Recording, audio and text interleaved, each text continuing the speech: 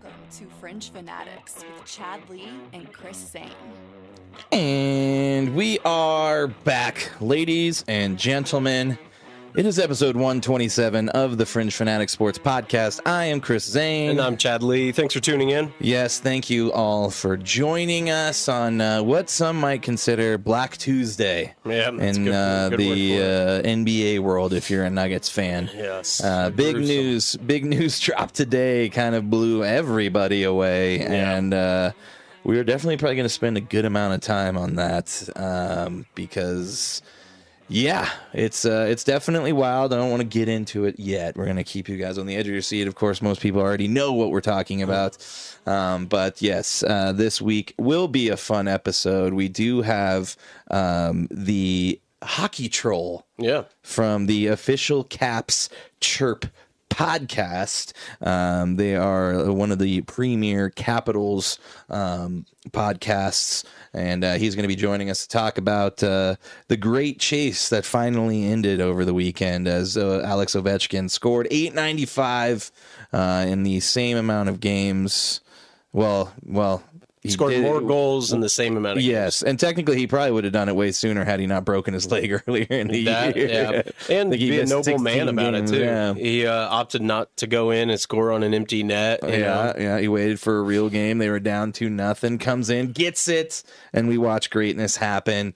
It was also cool. He went over and tapped the goalie on the head. That was cool. And then took his stick afterwards. And then afterwards, get that stick, man. Yeah, after the game, I saw he went and signed some pucks for him and everything. Yeah.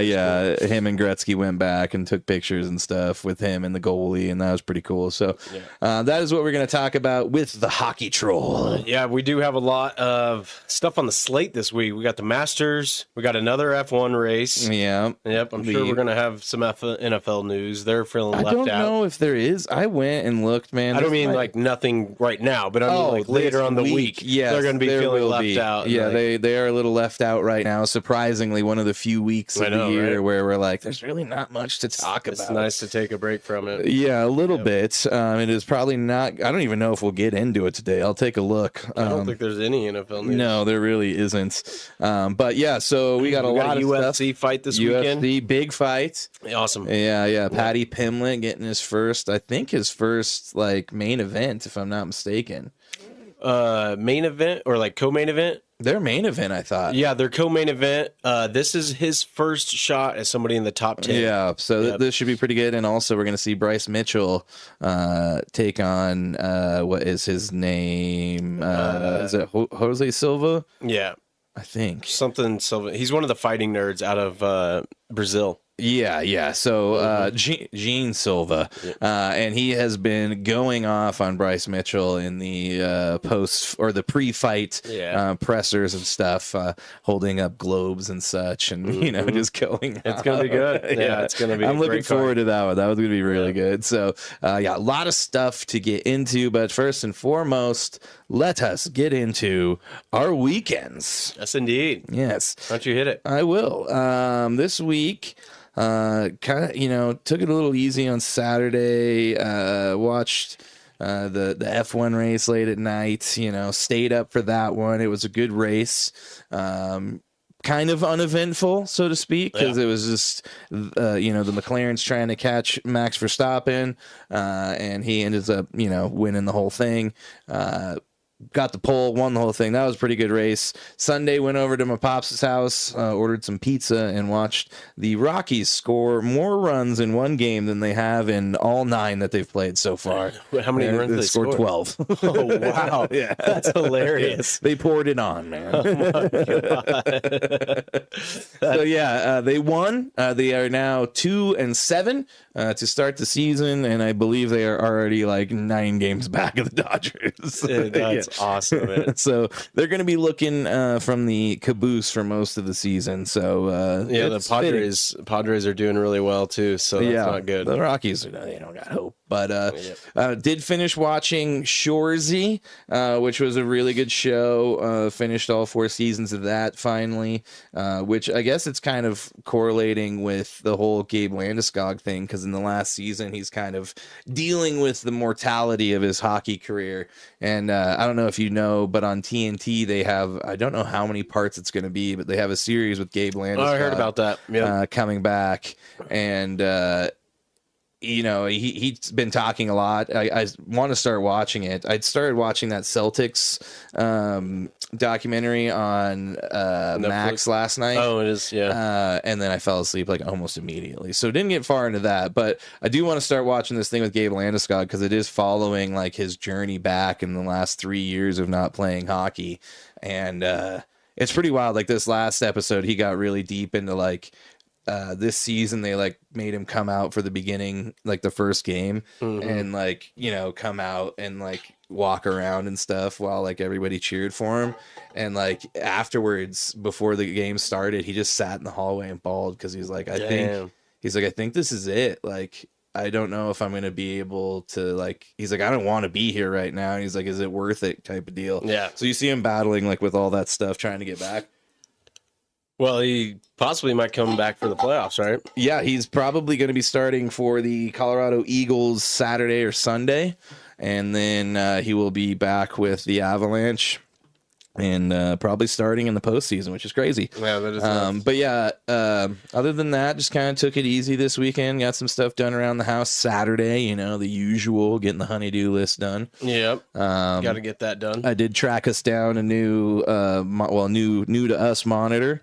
You got on Facebook Marketplace? You know it. Yeah, $30 on that bad boy. There you go. So yeah, that's cool. So next week we will be able to look at our guest, both of us, because I'm the only one really that sees them right now, because Chad doesn't have a screen that's connected to mine.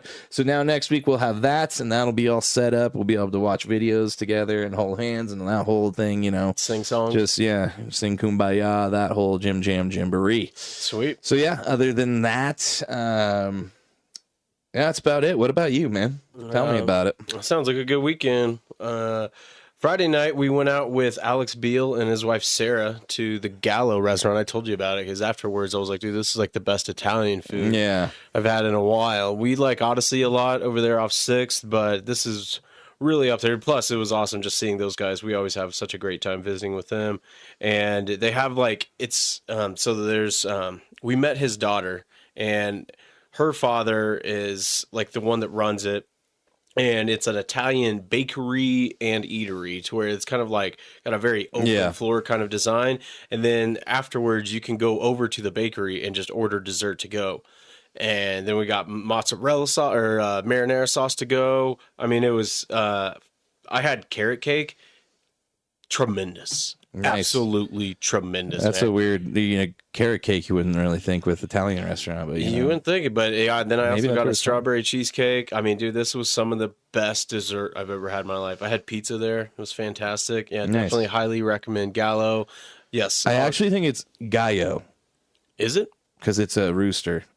And that's like Mexican. Gallo's like a rooster. Oh, okay. Italian's probably similar. They were saying Gallo, so maybe I wasn't sure. So I was just going off of the way they were pronounced. That's where I went, but I don't know. I could be wrong. I've never been, so I don't know. But that's what I thought. But anyways, that's cool, man. Gallo restaurant, the supper club and bakery. A supper club, indeed. It was a hell of a time. Yep. And dude, I was really pissed because we were talking about because he holds that tournament bracket challenge. I finished second in it. One place away from $840. I won. It was rough. Yeah, I was happy for you, man. That's good. And then honestly, if even it would have come down to a tie, my final score was 67-62 Florida. And ended up being 65-63. That would have been tough to beat in terms of closeness. That is. But yeah, won that. But we shall see. I don't know how much money I'm winning exactly, but there's only like 38 people in it, so we shall see. It should be a decent little chunk. If it's winner take all, that's fucking sweet. I think it is, but it might not be. That's so I'll find out here shortly. I was like, man, can't we just pay second? Like something? Yeah, I should have got something. Yeah. I did get second in the Smalley one and got $50 back, so that was nice. Cool. Yeah. That's cool. Yeah. Hell yeah. Yep. Saturday, we just kind of stayed in, played some cards. We ordered like $80 worth of Chinese food, so that was fun. Nice. Yeah.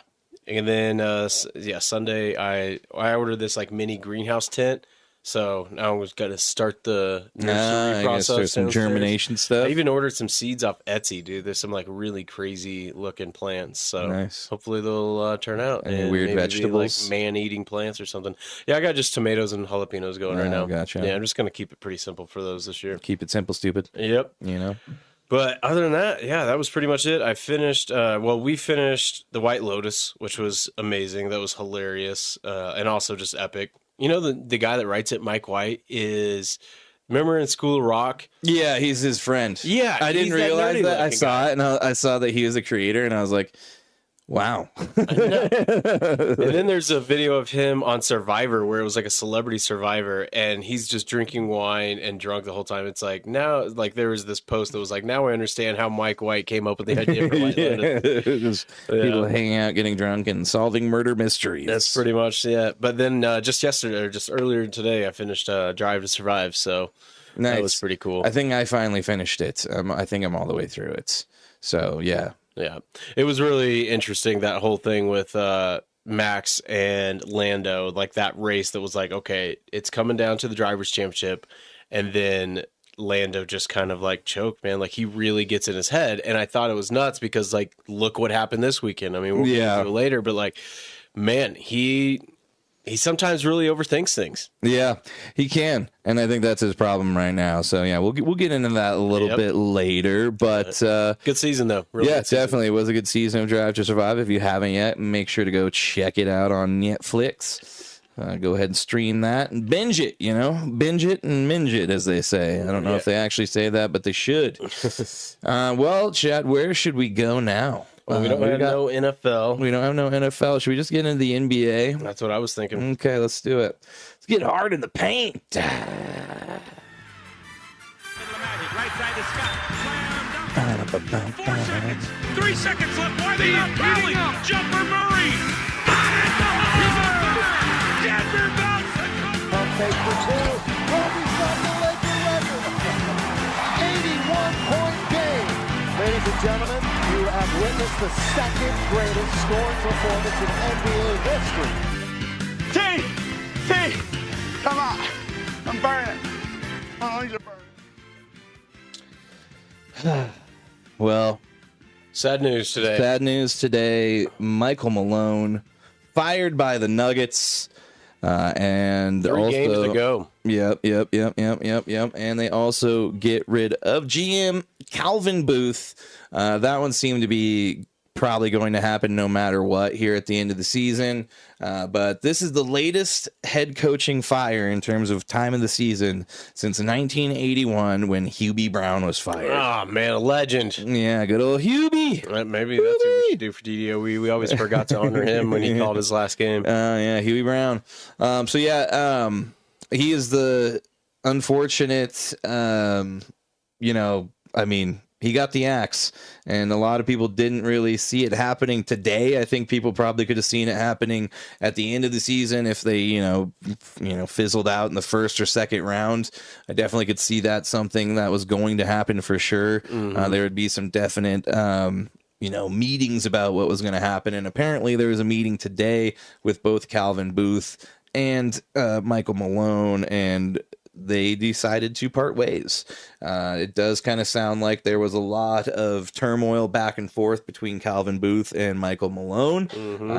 And it has kind of come to a head at this point, and it just wasn't repairable. So they fire both of them now, and we got to see what happens next. Yep. We got the interim head coach stepping in. I can't remember his name, but man, he is Dave Adelman. dorky looking guy. He comes from a long coaching lineage. His father is a Hall of Fame coach. Dave Adelman has had multiple head coaching interviews already. He's more than likely going to be a head coaching candidate for the Nuggets next year.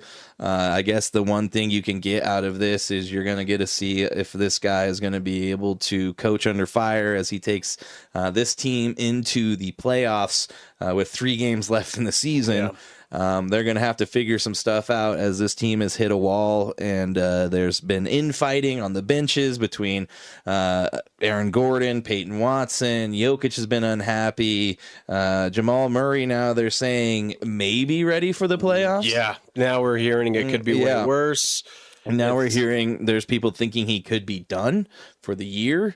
Who knows? There's also rumors saying that the Jamal Murray thing and babying him, so to speak, is also a thing that's become an issue with the ownership and the coaching and GMs, as they have, I guess, kind of let Jamal dictate when he's going to play and stuff.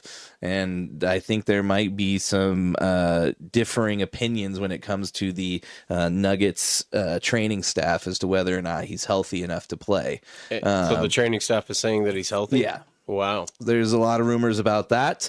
Well, that's pretty lame of Murray. We don't know for sure, but I do think the contract and him kind of like holding out there for a little bit, I think that contract now has kind of hamstrung them, and I think part of why Calvin Booth is gone is that contract there. I think the MPJ one is the they're both bad, but there's going to be a lot of changes, and I think this is the first domino if, in fact, this team can't pull it out. Thankfully, they have the greatest player in the world on the team. Now. He'll be here. He's not leaving. They talked to Jokic this morning before they released the news. That's been reported that Jokic knew. He wasn't asked his opinion of it, but they told him about it. And from what I've seen on the bench and some of the stuff Jokic was, especially during the times when Jokic was bitching on the bench, it did seem like a lot of issues with how things were being handled on the courts. Oh, for sure. But then you got to wonder too. So his agent was at the game where he had the 60-point triple-double and a loss, and he was very vocal on Instagram about how disappointed he is of what they're doing for his career. You're wasting his prime. You're wasting his career. And then, there's rumors, of course, that, he could go to the Lakers. I don't think he would do that. Nah. But the idea popped in my head, too. Where does he spend all of his offseason? Where is his second home, his number one home? Serbia. Yeah. Where's the quickest flight to get to Serbia? I have no idea. The West Coast. Oh, I guess. Yeah, I mean, you could look at it that way. I don't think Jokic is leaving because he's here till the end of his contract, and I doubt he signs another contract. I think he'll be done after that, and whatever happens. If he wins another one, it is what it is. Yeah. But yeah, I mean, I don't think he's going to go to Lakers. I know all of Lakerdom is thinking that now with Luka being there, but Luka's still not guaranteed to sign there. That's true. Luka could be gone. Luka could be a Nugget. He could next be year. coming here. Yep. Maybe there's a trade that facilitates Jamal Murray and MPJ to the Lakers for, I don't know, Luka. Who knows? But things are gonna be shaken up here. It's tough to see as a Nuggets fan, but I mean, we've been talking about it the last couple of weeks, and somebody had to be held accountable. It's not very good to see when your best player is just carrying your team so badly, and the coach still not even being able to win. Yeah, it's so tough crazy to watch. I mean, I just feel so bad for him every game because nobody else is doing anything. No, and I mean, Christian Brown did have a good game the other night. He had the 30-point game, but he was also part of that last play where the ball got thrown away from Russell Westbrook. He cut the wrong way and hit Jokic, and that's why that ball ends up going away from Westbrook and going out of bounds. So, yeah, there's just been a lot of these mishaps and miscues, especially at the end of the game. That's what's killing them. And I mean, I just think that's why I'm glad they got rid of Calvin Booth, because I'm sure he was a large part of the reason they went and got Russ. And I saw this hilarious meme where you've seen it before, where it's a Grim Reaper knocking on each door. Yeah, and it's all the teams he's been on. It's 5 or 6 teams now. The Rockets, the Thunder, the Clippers. Lakers, the Clippers, now the Nuggets. That's 5 teams off the top of my head that he's gone to, and everything's imploded there. Yeah. I mean, there's one question that I want to know that has been, since this happened, I'm like, what if they won against the Timberwolves? Oh, yeah. What if they won? That's a tipping point. point. We wouldn't be, I don't even know. I mean, and this is all, obviously thinking into the future and what could have been, but I do wonder, like, that broke this team, and that was what kind of shattered them as a whole.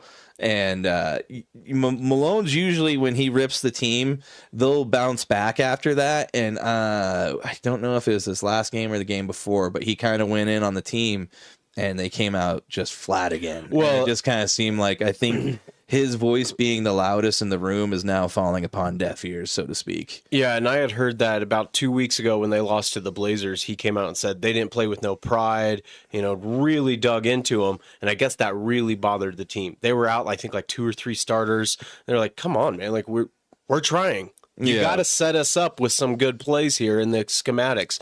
And that's when I think he's really started to lose the teams 2 weeks ago. But it all goes.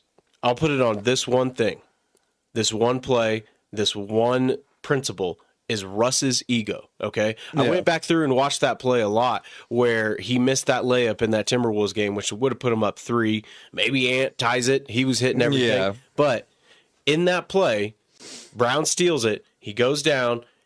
He is actually unselfish. Russell stole it. Russ steals it, passes it over to Brown, and then he passes it back. And to me, it looked like he couldn't stop and do anything other than try and score or try and get fouled. No, because that's where I disagree, where there's a guy in between them. What's the best play to do right there? You pass it back to Brown because there's nobody around him. Yeah. Brown hits an easy layup. But instead, Westbrook has to be the guy to always make the play. You could also say if he makes that layup, it's game over. But if you look at his field goal percentage on layups, especially when... Yeah, he's been like, I think during that stretch, he was 9 of 18 on layups. Yeah. And then you look at 50%. And then here's the worst part about this is during those last 4 games, and then not counting the Sundays one, but... After the Timberwolves game, he didn't talk to the media for 3 games after that when they were losing, and then the league warned him about it. And then so he goes out there and they ask him, like, he even talked. They were like, "Hey, what's going on right here?" And he said, "I don't know." Doesn't take any accountability at all. Yeah. No, I get it. Yeah, that didn't look good. Yep. But that's not the only problem. I'm not going to put it all on Russ. I'll put 60% of it on him. Yeah, I know, but you're also looking at a team that their starting 5 have played less than 25 games together this entire year. Okay. This last game was the 13th game in a row where they had to start a different starting 5. There's a lot going on, and maybe that has to do with Malone not putting the correct starting 5 out there. I don't know. That could be it too. But yeah, there's been more than a few hills to climb this year due to injury and just rotation stuff. Yeah, I mean, like I told you, there's other coaches that's kind of been able to bounce back from that. I mean, even the Bulls are playing good right now. Even like the Heat went on a 6-game win streak with nobody. I mean, there's other teams that's out there doing things. I mean, we don't even have like an all-star other than Jokic. And when Jokic is off the court, it's like Malone doesn't know what the hell to do. The players, I mean, they are lost. Nobody knows what to do. Yeah, and it's gotten really hard to watch, and it sucks because that's some of my favorite. I love watching Nuggets games. I love watching because I've always said I'll watch even if they're losing, even if they're playing a shitty team, because he's that good. I don't want to waste away watching someone because it's the same way people probably felt while watching Jordan. Yeah, and you definitely haven't had the same success as Jordan, obviously. But Jordan also had a really good team around him. Yep. Scottie Pippen, even in the year he went to the MLB, they still did really good without him. Oh, yeah. Went to the Eastern Conference Finals. Yeah, so they had a good team, and I think the problem is, and a lot of this has to do with moves Calvin Booth made that have now hamstrung the team to a point that you can't do anything. I want to say trading away Bones Highland. We had to trade away 2 second-round picks just to get rid of him. And then, there's been so many mistakes along the way. The Reggie Jackson signing was bad. The Dario Saric this year is terrible. Russell Westbrook, it can, unless something turns around, that's going to be a terrible signing. So yeah, it's there's been a lot of stuff that just has not gone right for the Nuggets. And if it wasn't for Jokic, man, this team wouldn't even be in the play-in. Wizards. That's where they'd be at. They'd be looking like the lottery pick for sure. It's rough for sure, man. I don't know what they're going to do moving forward. I think it's going to look like a whole new team next year. I do too. I think you're going to see some big names moved and some names coming in. Who knows? Maybe we'll see a Durant. I don't know. Wishful thinking. I hope not, man. No way. Yeah. Because if you got a guy like Durant who can actually make 3-point shots when you dish it out to him and he's wide open, unlike MPJ, maybe that'll go a long ways in the playoffs. But it is crazy. I saw a meme too that was like every dream team Durant's gone on, other than that 1 year with the Warriors. Oh, this wouldn't be a dream team, man. This would be this is far from a dream team, but I get what you're saying. Yeah. Just like, the Bradley Beal, Devin Booker thing didn't work out. The Nets, I think you want to talk about a terrible trade, that Bradley Beal trade. I think they traded away like 5 first-rounders. They gave away so much, man. Like the list is like this long. It's just like, oh my god. If the Wizards had a GM like Steve Presti for the Thunder, they could actually turn their future into something. Well, and speaking of GMs, there's a GM that built some good teams, Bob Myers, that works for ESPN, and he could possibly be the next GM here. As that would be huge. Golden State did a lot with him, so yep, that would be awesome. We'll see. I hope so, but at the moment there is a lot left to be seen, and we'll see. Dave Adelman, we're going to get a good look at him. Maybe we already have our head coach in waiting. Never had any head coaching experience at college or NBA, so we shall see. We shall be free.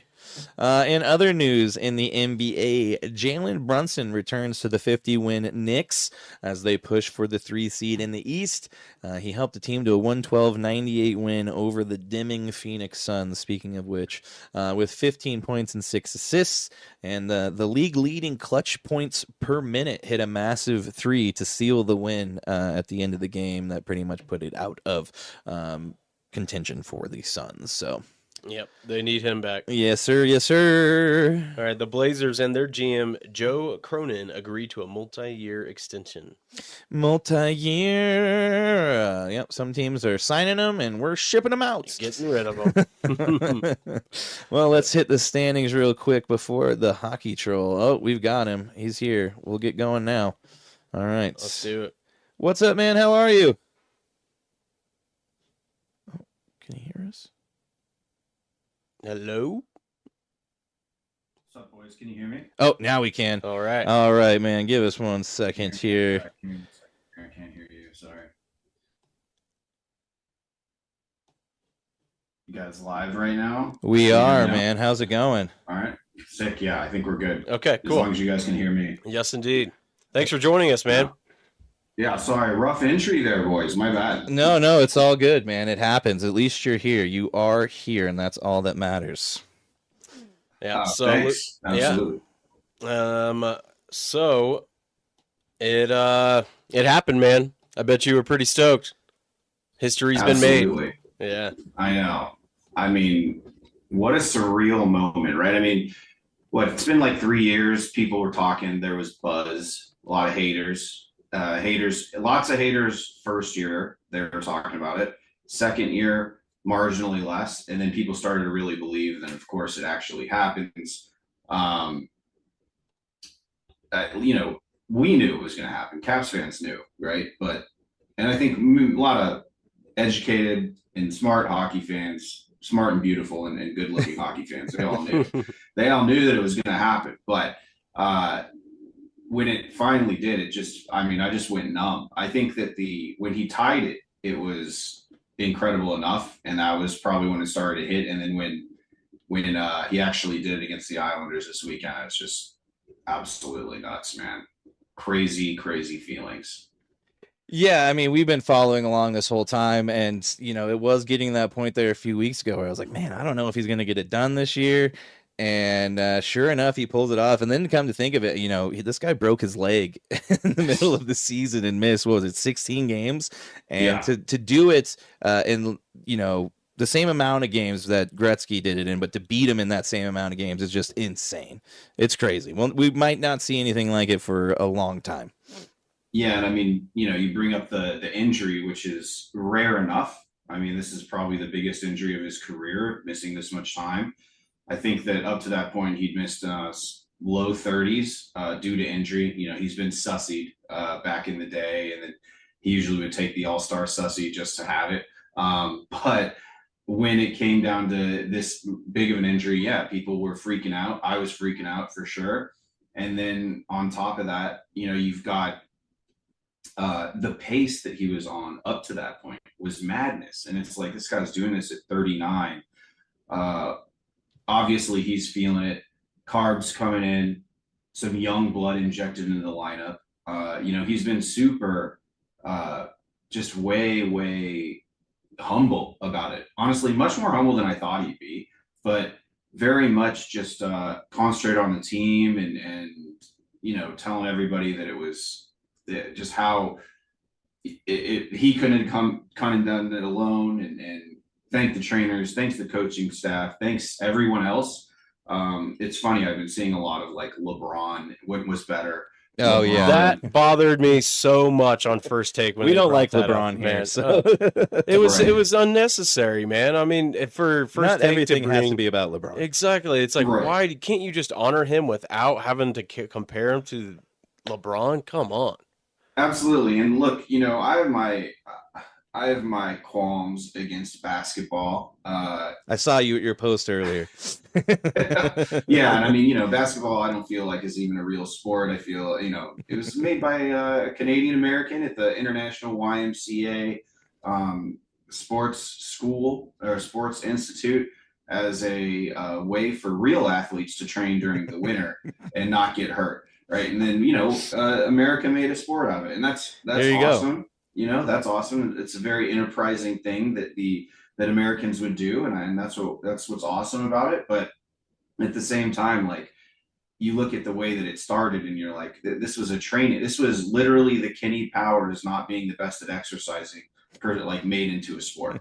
Okay, guys, like, let's just, and I feel that puts you into the realm of like professional dodgeball. I don't know. It's something that you did in PE class. All right. There you go. Yeah. Yep.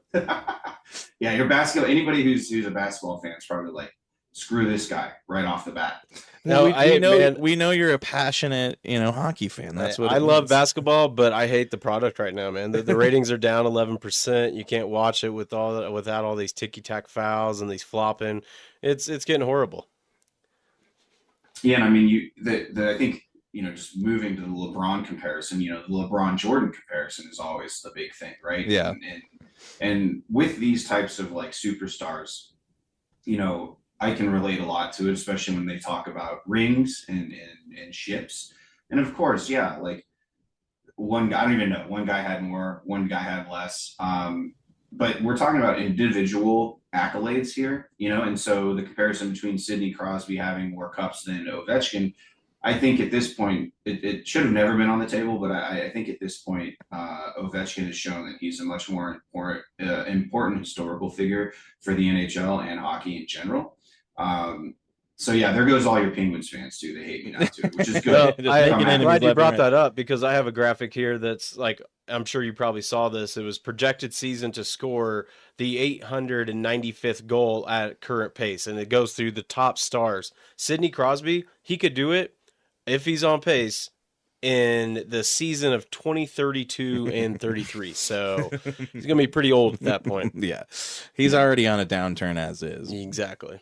Right. And I mean, look, I do respect Crosby as a player and all of his accomplishments and things like that. But like, I just hated the way he played the game early on. And, he's come off it as he's matured, and people will say, oh, he's never even had a diving call or he's had very little and all that. It's like, dude, anytime he would go in and start something in front of in a scrum, the linesmen were like straight up Clint Eastwood in a line of fire, diving in front of any sort of physical harm that could ever come to Sidney Crosby. Yeah. I understand. Yeah, he's a targeted player. What superstar in the NHL is not a targeted player? Yeah. You're always going to finish your check. You're always going to try to hit that guy. You're always going to try to get him off his game. But to get that extra kind of help when you have Ovechkin, whose game I can only compare, and I never even saw him really play other than through some replays and research. But Gordie Howe, right? A guy who would put guys into the boards. He played that rough game. but also was an elite scoring talent, right? And so you talk about a generational player, which comes around every 10 to 20 years in Sidney Crosby, but then you talk about an era player, a guy who really just stood out historically, and then you're in the conversation with Gordie Howe and Alexander Ovechkin. Now, I mean, this is very biased. I mean, a very biased take, but I do believe that, yes, it is a generational player. But when we talk about greatest of all time, I'm not even sure if he's cracking top 10. Okay, that's fair. He's not even top 10 in any meaningful stat. There's been a lot of hubbub about, oh, well, he's points per game. And I'm like, that is a made up stat, dude. Like, longevity matters. Longevity in a sport like hockey matters, you know? So. And that's the crazy thing about hockey is just the longevity of some of these guys. And it's like you mentioned, you know, Ovechkin, almost 40 years old, and he's scoring more than he has, you know, in the last few years. He had that one downtick in, what was it, 2020, I think. 2020 he had 24 goals. But other than that, 2019 to 2020 he had 48. Oh, I'm sorry, I'm looking at the wrong thing here. I screwed it all up. But I mean, his goals have just been on an uptick for the last few years, and he's only getting older. So to see him come out and then again this year with the injury and still be able to pull this off, this guy is like a machine at this point to me. Absolutely. You know, I always say, like, if Ovechkin was born 1,500, 1,000 years ago, everyone around him would be throwing him like food, riches, women, just so that he didn't go nuts and absolutely kill everyone in the building or everyone within like the 300-yard radius, right? Like, he would be a total machine, somebody to be feared in real life. But luckily, in our civilized society, we have things like hockey where he can have that outlet. Yeah. He would have been a guy in the fighting to the death or something like that, you know? Yeah, the one-man army standing in the bridge against, you know, the 300 for sure. Right? Exactly, yeah. Well, and you look at the fact that the Caps are sitting at the top of the Metropolitan Division right now. I mean, how many other times? I mean, look, last year, whenever LeBron, you know, did get the all-time scorer record and stuff, you know, it's not like the Lakers were on top at that year. You look back at some of the home run records and stuff, you know, it becomes more about the record and takes away some of the momentum for the team. But he's been very vocal that he didn't want that to happen. And then we even talked about it a couple of weeks ago where he did that charity for cancer research with each goal. I mean, the guy's just like a stand-up dude. Yeah. Yeah, and you know, it's great that you call that out because, you know, the Washington Capitals organization. Now, I don't follow other teams as closely, but I do follow the league a lot, and it always seems like Ted Leonsis, management, the players, which is most important, are totally bought in to doing stuff for the community, right? Whatever it may be. Ovechkin has been a proponent for the community, underserved kids, and, you know, kids who have disabilities. I mean, remember when he won that car during the All-Star game? He donated that thing straight to a community or a organization that helped kids with disabilities and whatnot. Nice. So like, and also, you know, there was this one little girl with Down syndrome, I think it was, and they had an on ice thing, and she was like, will you go on a date with me? And he was like, sure. Sushi. He's a big sushi fan. He's like, want to go get sushi? I mean, he took her and her family out for sushi and stuff. Like, I mean, and that's just Ovi. You know, Nick Dowd actually just won like the Cats Community Award, and him and his wife are really big in the community and trying to help kids with autism, with sensory overload type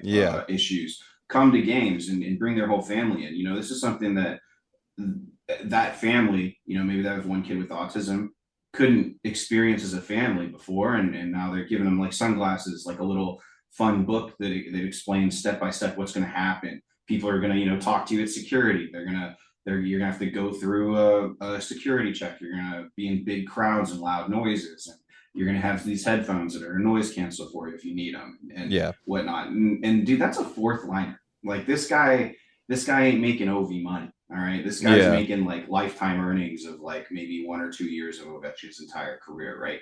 So I just think that it's always been that way. And you know, I've had Carl Alsner on the pod at Caps Chirp a couple of years ago, a few times. And, you know, he would joke, he's like, well, whenever we had to do community outreach stuff, some of the veterans would just be like, Rook, you got to go. And then, you know, so it's not only like, hey, I'm doing it as a leader, but hey, Rookie, you're showing up to the meet and greet, you're doing the community stuff. But each of these guys had their own thing that they were really interested in and dedicated not only time, but a bunch of money to too.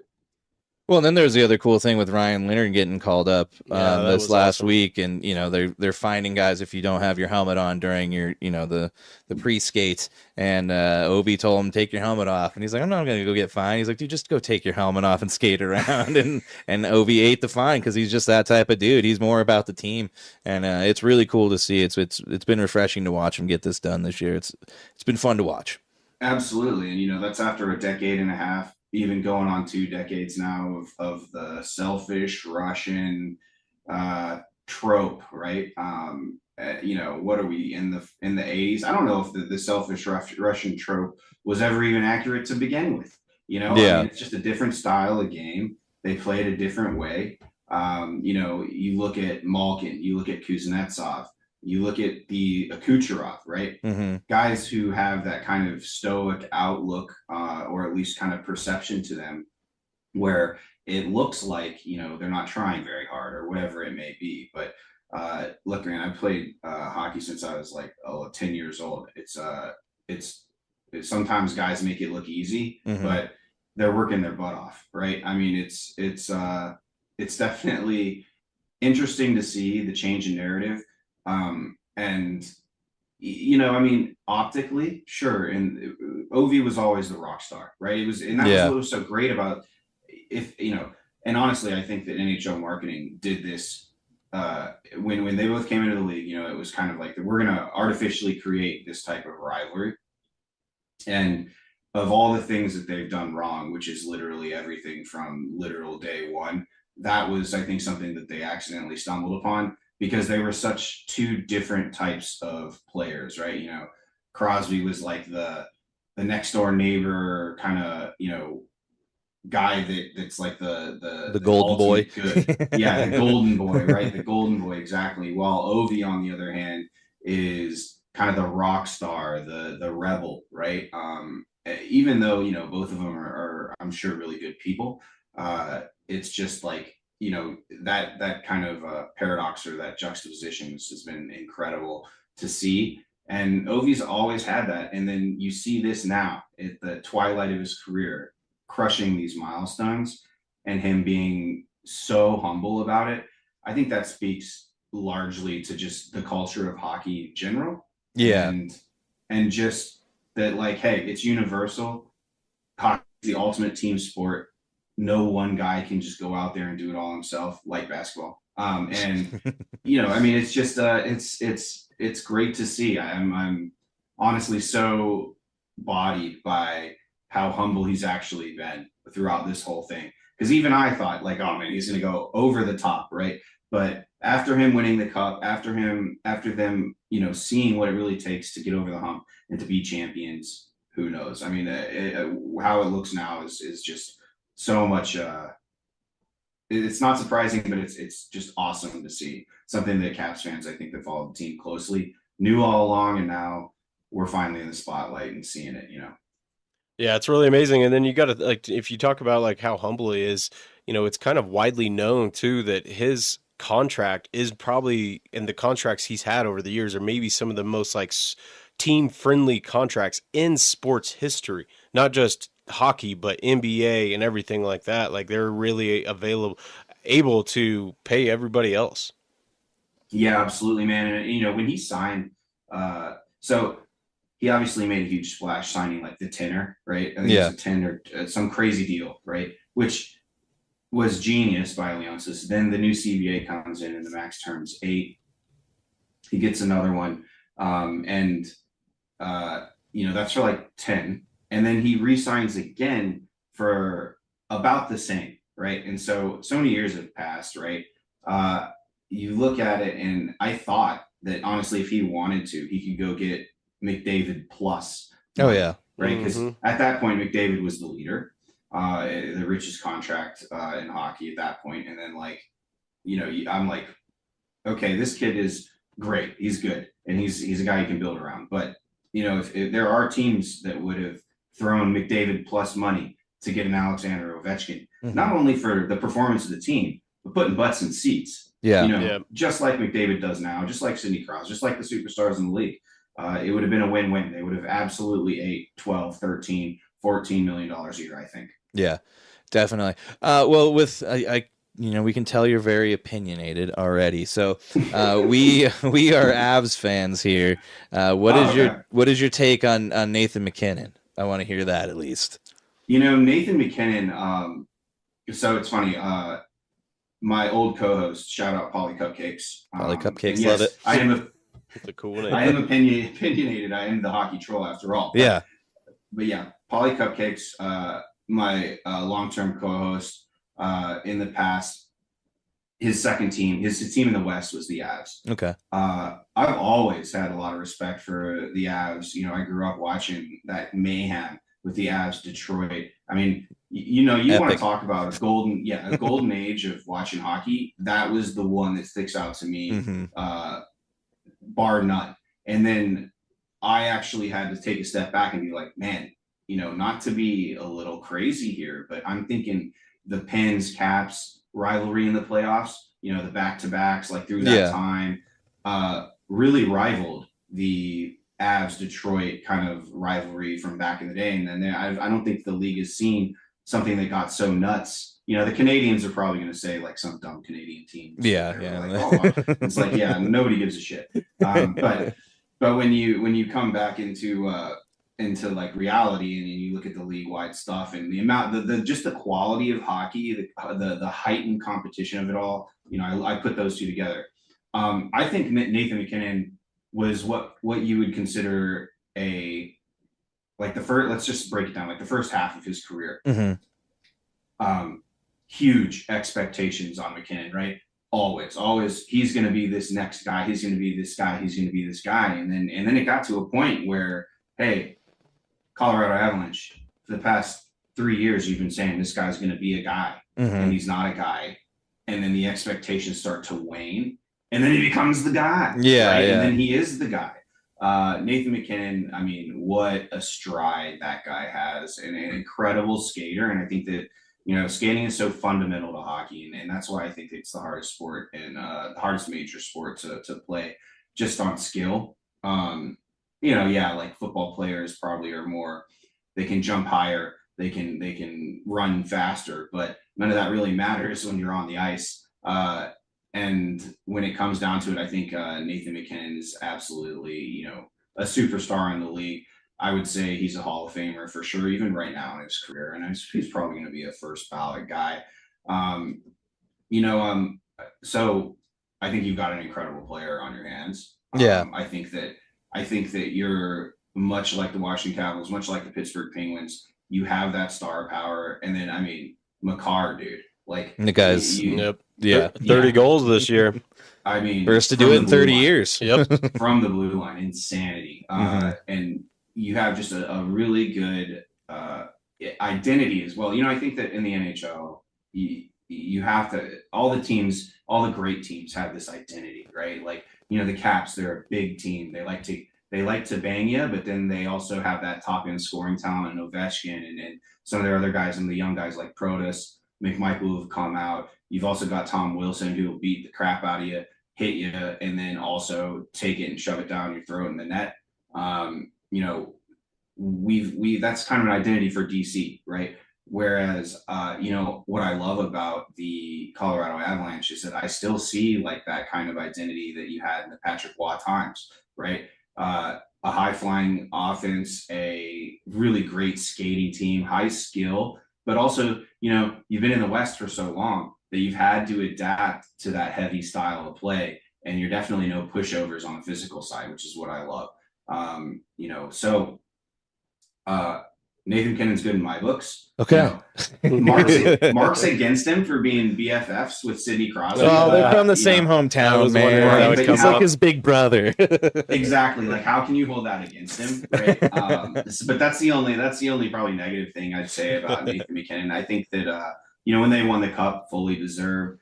It's tough, man, because you look at the Avs, who were on the precipice for years leading up to it, as Nathan McKinnon kind of came out of his shell, and as you're getting that supporting cast of Kale McCarr, and you had one more defenseman that I really liked. He was there before McCarr. He was lighting it up, and then McCarr came in. It's not Taves, is it? No. He's gone now. He went into the player assistance program, unfortunately. I cannot remember. I can't remember his name either. But he was a flash in the pan for you guys for a minute, and I was like, man, you guys got a blue line to build upon. Me and Paulie were talking about it, like, no hate for the Avs for sure. And I mean, I don't know if I can bring myself to hate the Wings or the Avs, no matter what they really do. Just because of that time. Yeah, of course, right? That's exactly it. Just the amount of crazy hockey that we saw, and then one of my all-time favorite players is Patrick Waugh.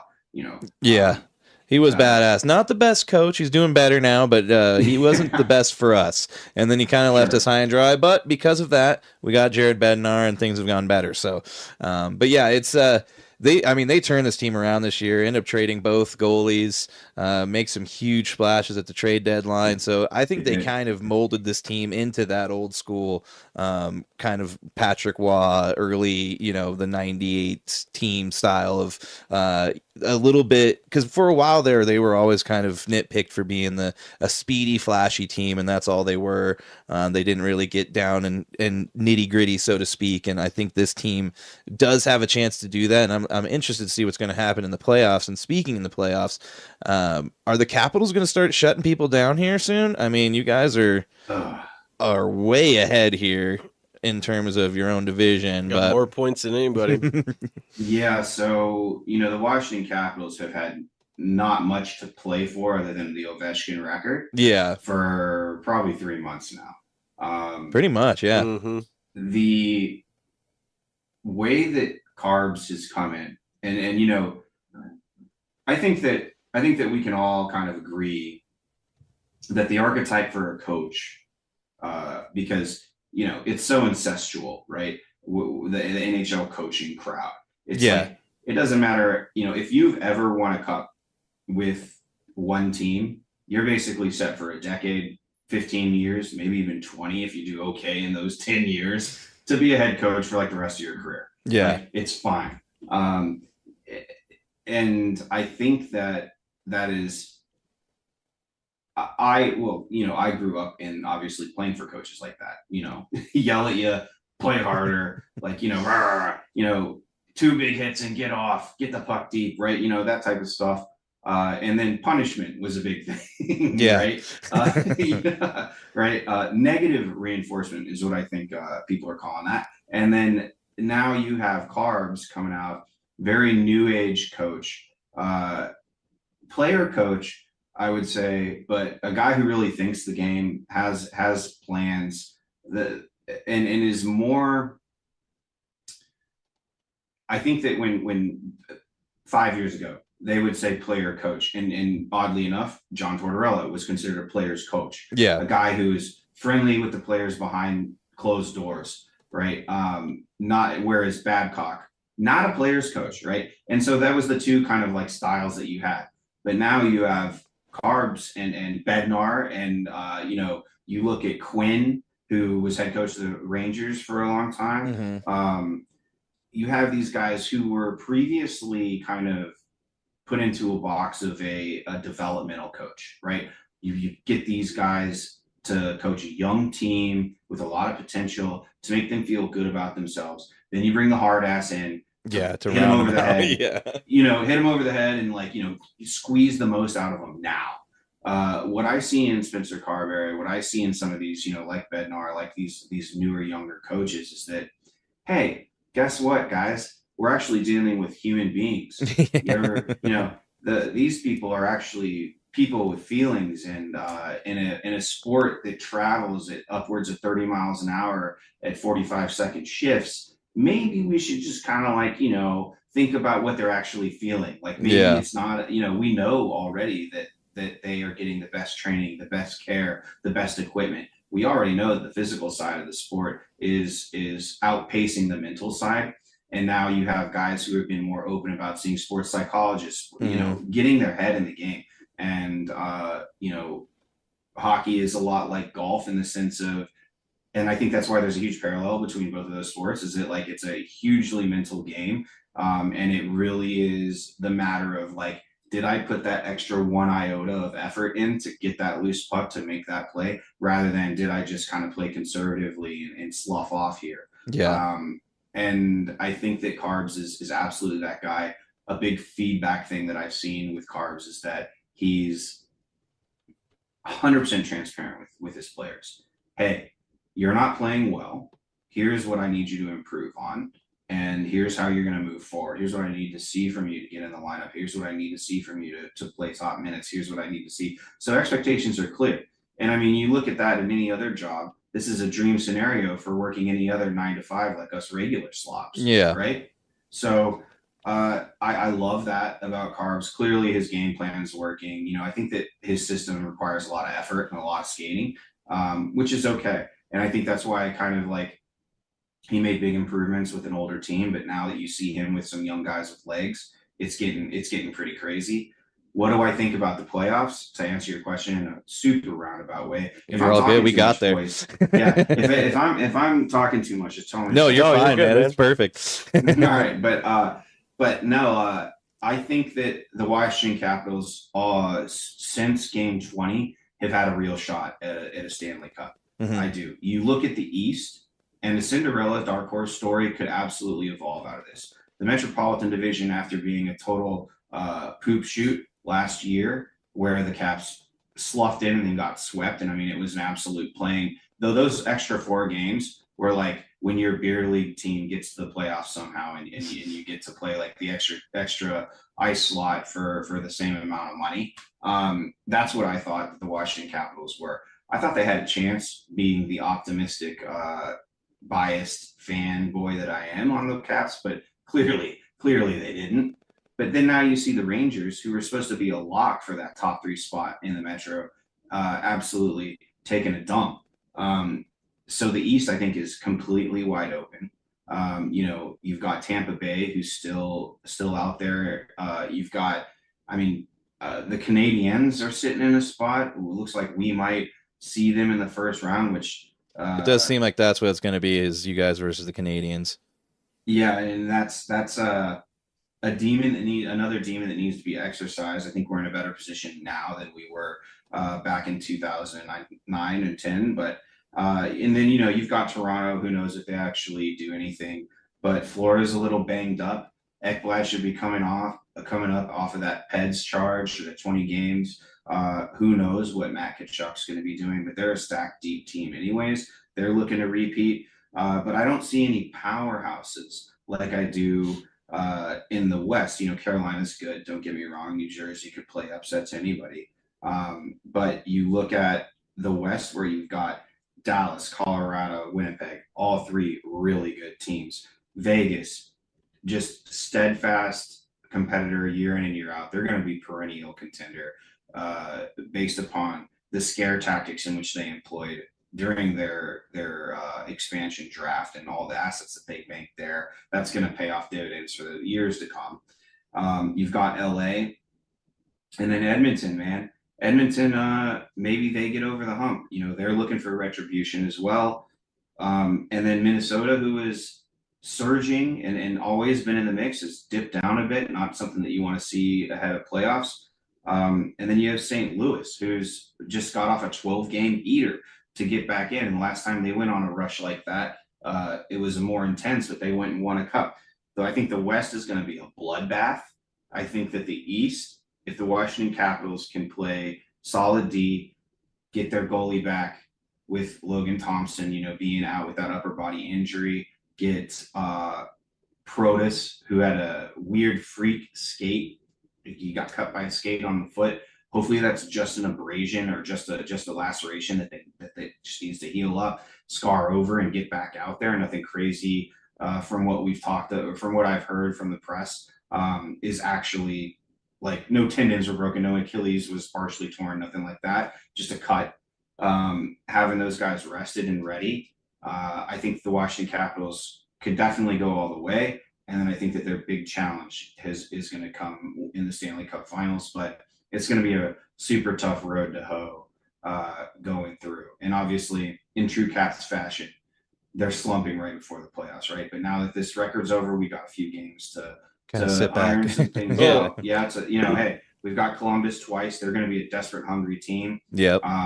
We're going to want to put them to bed. We've got this big game in Carolina coming up Thursday, which was a blowout. They absolutely hit us in the mouth multiple times and ended up winning that game by a pretty large margin. That's not Caps hockey. They're going to want to come home, get some physical retribution for some of the fights and things that the officiating crew may have let happen. I'm not going to point any fingers, but nobody likes a referee. And then we've got some medium to top tier challenges coming up our way, and if we can finish strong and surge a little bit into the playoffs, it's awesome. I'd said on, I think that we got a chance to go, but I said on my pod is that the Caps consistently slump into the playoffs because they do this. They get a lead margin. You can. Yeah. Right. And it's like, okay, regular season studs, playoff turds, right?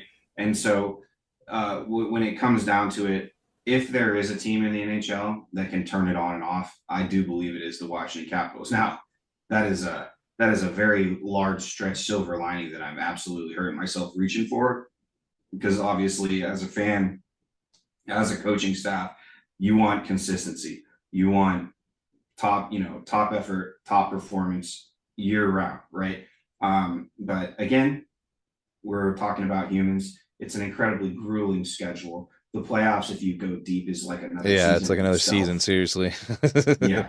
And it's just so much more intense. But I do think the Washington Capitals, having had so many come from behind victories where they're somewhat inconsistent in a 60-minute span, has shown that they can battle back and that there is no quit in the team. So, if we do get bounced early, I don't believe it'll be from lack of effort. Well, that's good. And you don't have to worry about the President's Cup curse, because it looks like the Jets are going to get that heading into the playoffs. They can have it. They can have it. We've Yeah. got enough President's trophies that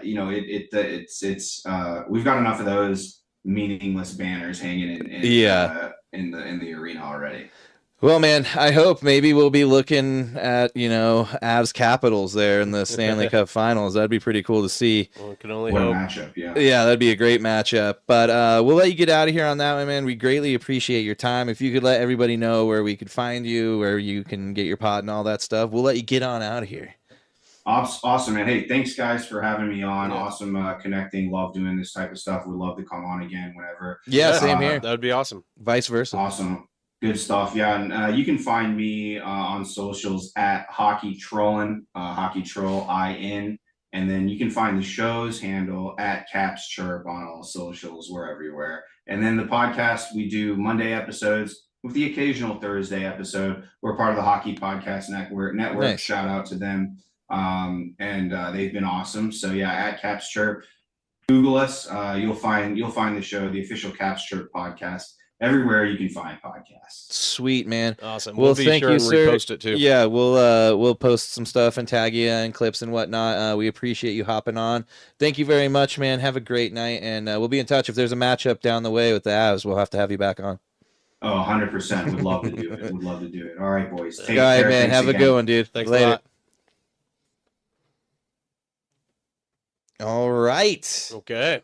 Hockey we did troll. it. The hockey troll, be trolling. He was pretty funny. He had some he's very opinionated, like I said. He's that's great. Staunch in his thoughts. That's the hockey fans I want to talk to, the ones that hate basketball, because then you know they really love hockey. And we got a quick, history lesson on basketball while we were there. Yeah. He gave us the James rundown. Naismith, man. Yeah, James Naismith. Yes, sir. Yes, thank you to the Hockey Troll. Go check out the official Caps Chirp podcast, and we'll hopefully have him back on again here soon. But now it is time for the music break, and this week again we have the Young Wolf. The name of this song is Bitch, and it's coming at you hot and heavy right now.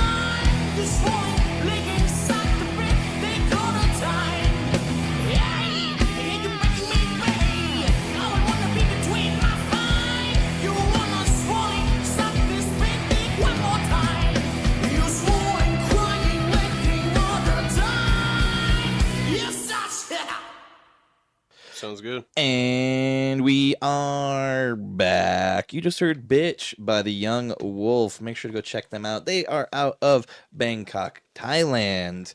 And we are featuring them this month. Make sure to go give them a like and follow on all things streaming.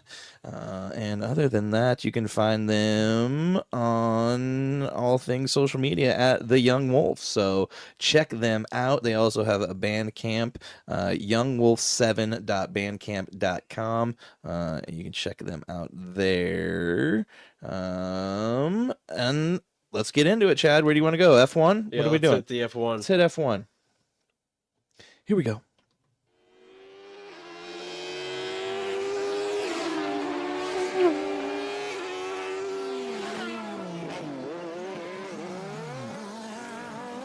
Yes, the Japanese Grand Prix was this weekend. Yes, it was. And Max Verstappen was the race winner this weekend. It's kind of like reminds me of that Dr. Dre album. Y'all forgot about Dre? Y'all forgot about Max. Yeah, don't forget about Max. Yep. Yeah, he beats out the two McLarens who finished for P2 and P3. Max is actually joking after the race. I don't even want to think about it. If I'd been in the other car, then you wouldn't even have seen me. And that was in regards to if he was driving McLaren. So shots fired at his own team, I guess.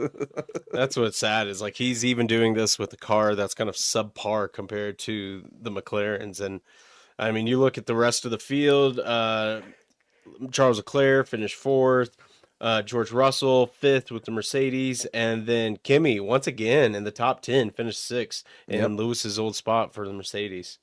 But the talk, going into it, that's why it's pretty cool that Max won. Is everybody was just talking about Yuki. He did all right. He finished 12th. Not great. Not great. Better than Checo was doing. He was finishing in the bottom at the end. Liam Lawson? No, Perez. Oh yeah. Yeah. Yeah, they fired Liam Lawson after finishing last for 2 straight races. Yeah, so they got him short leash. Yep, I think they're going to keep Yuki in there.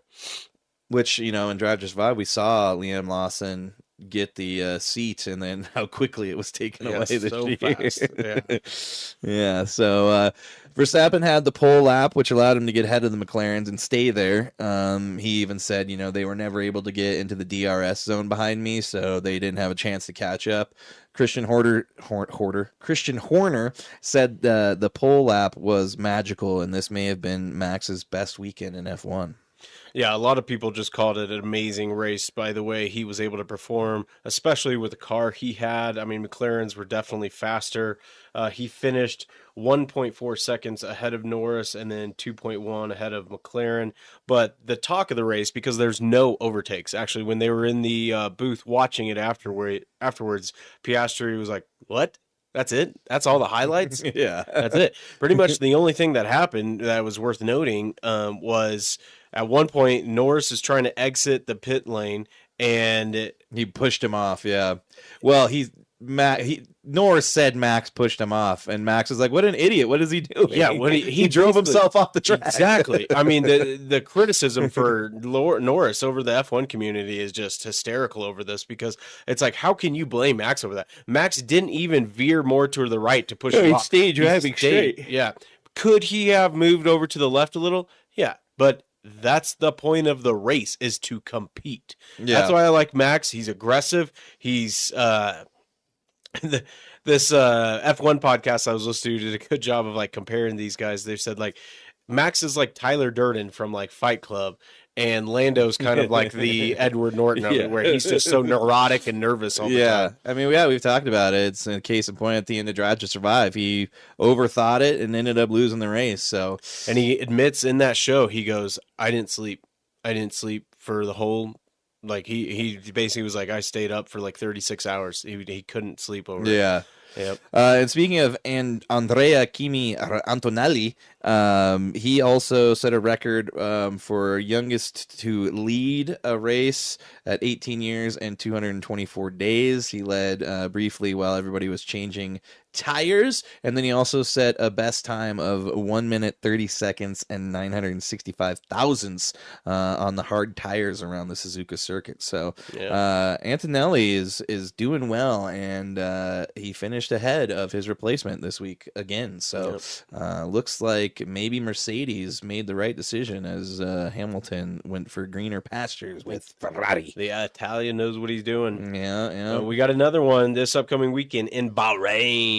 Yes. It's a good time too. 9 a.m. Sunday. Oh my God, we get an early race. We get to watch it. Yep. Yay! Yeah, I stayed up for this one, and at the end, I was like, "It's these late ones are terrible." When I woke up, I was like, "I'm so glad I didn't watch that because there's nothing that really happened." Yeah, it was aside from literally the pit lane thing, like that was all, and then it was just Max just leading.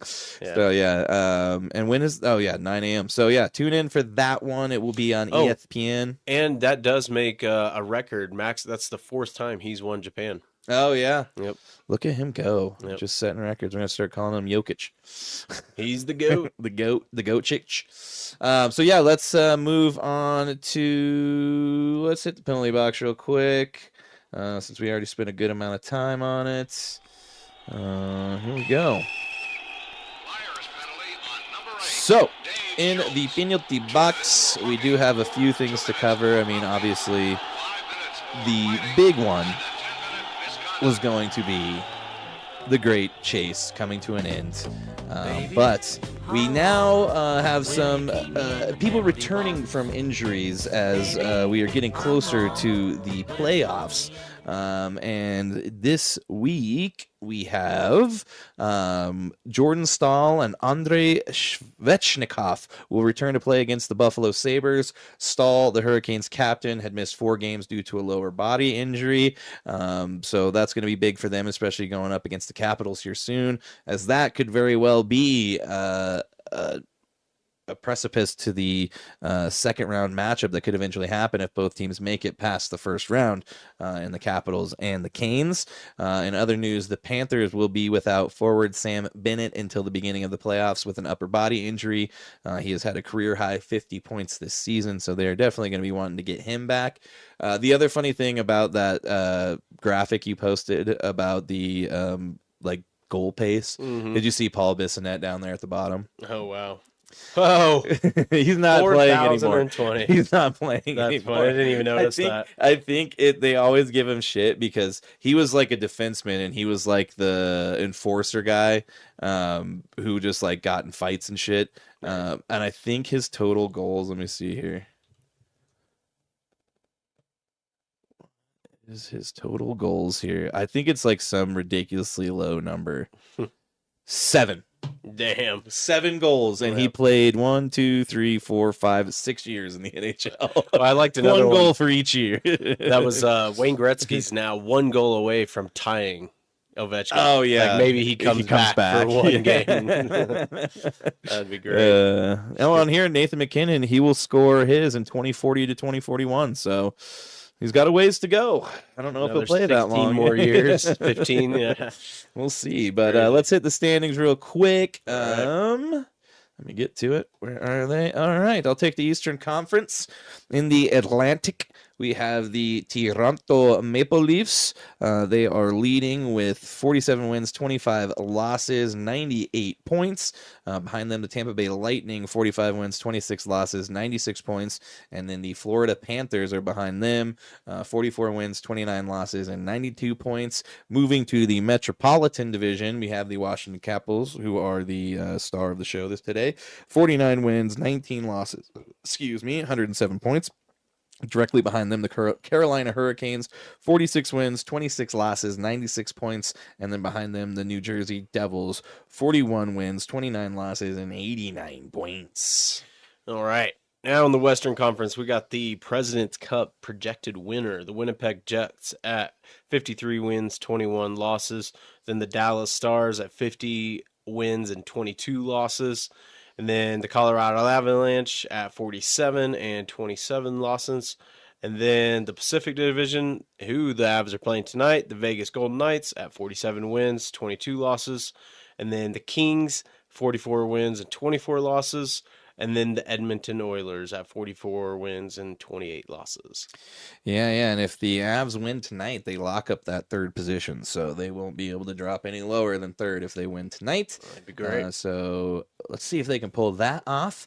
In other news, the Maple Leafs are taking on the Panthers right now. It's the end of the second period, and they are tied 1-1. So, in other news, shall we get into the UFC? Well, let's do the Big League Chew real quick. Yeah, I just want to hit this big news here. Yeah. Big money. Big money. Money. Vaughn into the windup in his first offering. Yeah, that's a bit outside. He tried the corner and missed. Well, I think I jinxed myself because I put a parlay for this guy to record a hit tonight, and I think after getting paid, he got a little lazy. Oh, no. Yep. Vlad Guerrero Jr. just signed a 14-year, $500 million extension with the Toronto Blue Jays. Back it up. Back up the brinks. Yep. Yeah, that's a whole lot of money. Another $500 million contract. Yep. 14 years. 14 His dad years. played for the Expos for so many years, and now he's a Canadian boy. Yeah. So staying home. Staying with the Torontos. But yeah, that's crazy, man. And we're only going to see it get wilder. I mean, there's already people saying that Caleb Williams is going to sign the first $1 billion contract. I don't know if that's actually going to happen, but What? that's what someone Did was anybody saying. watch him last year? Like, are you kidding me? But I mean, that is something that's probably going to happen soon. It'll probably happen yeah. in the MLB first, where someone's going to get like 15 years, $1 billion. That's why it's so annoying where they're like, oh, he's the highest paid NFL player ever, the highest non-QB. It's like, okay, till tomorrow. Well, and that's the thing. It's like Pat Surtain got paid, and then two guys got paid immediately after JC him. So Horn. he went from the highest to now third. And it's just like, there's always going to be somebody tomorrow. It's so dumb. Yeah, it's annoying. But yeah. Yep. All right, let's get into some UFC. All right. It's time to get it on. Let's hear it, Mills Lane. Let's hear it. All right, they go to Miami. Welcome to Miami. That's right, UFC Bienvenidos a Miami. 314. Yes. Bringing the Brazilians in this one, too. Getting Brazilified. Yeah, it's a really good card. We got, for the main event, Alexander Volkanovski returning to the featherweight division to try to reclaim his belt now that Ilia Topuria has vacated that belt, and he'll be defending it against Diego Lopez. Diego Lopez. Yep. He's very strange looking. He's one of those guys that every time I see his picture, I'm just like, you just look strange. Yeah, Volk was giving him, he was like playing emo music at the press conference, so it was pretty funny. But he beat Brian Ortega. Yeah, he's got that hair. His biggest victory is over Brian Ortega in a unanimous decision, but he pretty much dominated Brian Ortega for most of that fight. Yeah, both guys pretty decent records, 26-4 for Volkanovski, Diego Lopez 26-6. Yep. And then the co-main event is Michael Chandler versus Paddy Pimblett. This is Paddy Pimblett's first time taking on somebody in the top 10. Yep. He is 22-3-0, and Michael Chandler 23-9-0. Should be a good fight. Paddy's been waiting for a chance to prove himself. All of his fights are generally pretty entertaining. And Chandler's basically just been waiting. Yeah, so because he keeps waiting for Connor. But... And we had the fight last year that was supposed to happen that never happened. I think Connor's just fighting his personality right now. Fighting his inner demons. Yeah. So he's not scheduled. But the real big fight that I want to watch, I brought it up earlier, Bryce Mitchell versus Gene Silva. The pre-fight presser was awesome. I can't wait for the weigh-in. Should be pretty fun. I wouldn't be surprised if Bryce Mitchell tries to perform an exorcism on Gene Silva or something. I don't know. He's gonna do something weird though. Yeah. He started just preaching Bible verses because Gene Silva was going off on him and then holding up like a globe and stuff because Bryce Mitchell's a flat earther. And then, Bryce Mitchell came out and said, this guy is the devil. I've been having nightmares full of like the devil and stuff because this guy's projecting on me. Dude. He's a total nutcase. Bryce Mitchell's wild. He also said Hitler might be a cool guy to go fishing with. So, this guy he kind of deserves to get knocked out. That's the one thing Dana said. You don't have to like what these guys say, but you can enjoy watching him get knocked out. So we'll see what happens there. Other big fights. Is there anything else you see? Yair Rodriguez, man. This guy's always a hell of a Mexican fighter going up against Patricio Pitbull. That's his literal last name, Pitbull. In the featherweight division. Crazy. That's on the main card. And then the last fight on the main card is Nikita Krylov. This guy, this Ukrainian fighter, man, I've put money on him before. He's always helped me out. He's a damn good fighter. Going up against Dominic Reyes. This may be like a retirement fight for Reyes. At one point, some people think he pushed John Jones further than he's ever gone. A lot of people think he might have won that fight, but ever since then, he's been falling off and he has not been the same. And this could be Krylov's chance to kind of put him to bed, to say the least. Then you got Danny Ainge to finish out the prelim card. And then also on that card, man, there's just so many bangers on this card. Yan Zhuan, who recently fought for the women's strawweight title against Zhang Wei Li, she is fighting Verna Janarova. Oh, that's that Brazilian fighter. Oh, she's the Brazilian fighter that looks like Rob Schneider. Remember in Grown Ups, Rob Schneider's daughter Like that was the crazy looking Jandy Roba. Yeah, but she's good. She's like really good, so that should be a good fight. All right, so Rob Schneider Jr. is fighting. Yep. Oh, dude, that was when she came out. My buddy said that. I was like, dude, that's exactly that Rob what it Schneider's is. kid. Yeah, watch like just look up like his daughter from Grown Ups, and this looks like her because she's got kind of like a wonky eye over there. But hey, maybe that helps her fighting out. She can see all directions, or it just throws off the other person because they're like, where's she looking at? Exactly, where's she coming from? Yeah. I don't know. And then the vet, man, Jim Miller, this guy, legend. This will be, let's see, 38. That's 48. This will be his 57th fight. Unbelievable. Going up against a young stud though, Chase Hooper, who's 15-3. So that's going to be a tough fight. But I mean, the guy just keeps going. I do believe that's all the fighters that I know on there. So yeah, it should be a good card. Yeah, looking forward to it. As far as the Volk fight, I think. Man, I don't know. I think Volk gets it done. The guy's just... I think so, too. Yeah. I don't trust Diego Lopez. I mean, Diego's really good, but a lot of people don't really take into account. Volk's like a spider. He's a small dude at 5'6", but his limbs, his reach is longer than anybody's. You like a spider monkey, Chip. I mean, look, this guy's shorter by like 5 inches, and he's only got an inch less in reach. Explain that to me. Yeah, he's like a spider monkey. You said it. That's what he is, like an Australian spider monkey. Yeah, but I think he will get his title back. Yeah, definitely. So, we'll see. Tune in to UFC 314 this weekend, Saturday. It's not at a weird time, is it? No, we got a normal time. Yep. So probably about 8 p.m. is when the main card's off. kicking off. So, all right, it's that time. At the end of the episode, of every episode, we feature the man, the myth, the legend himself, Mr. John Daly, as he grips it, rips it, and hits it hard, man. I hit it hard, man. So far, man. No laying up, no holding back. Ain't afraid of nothing, it's a natural fact. I hit it long, man. Long. Till it's gone, man. Keep taking chances, living large. I hit it hard. So, I saw a post today on Twitter, and it was from Augusta Hooters on Twitter, and it said it was a picture of John Daly there with the ladies, and it was like Already set up. Yep. Yeah. He goes, John Daly's in Augusta at the Hooters. The I think Masters that's week where has he parks. officially. He literally just parks at that Hooters Yeah. and then drives to Augusta. Exactly. But the post said Masters week has officially kicked off. Yeah, and that's right. We didn't get into it. We will touch on it more next week, but the Masters is happening.